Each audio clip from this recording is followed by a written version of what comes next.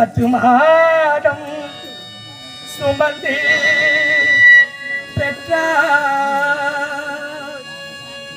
பகலிரவாய் விழித்திருந்து வளர்த்தார்.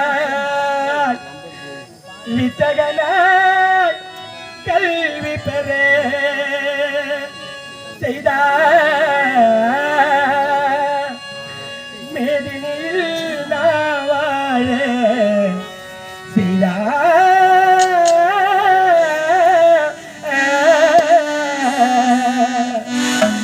அன்னையை போல் ஒரு தெய்வமில்லை.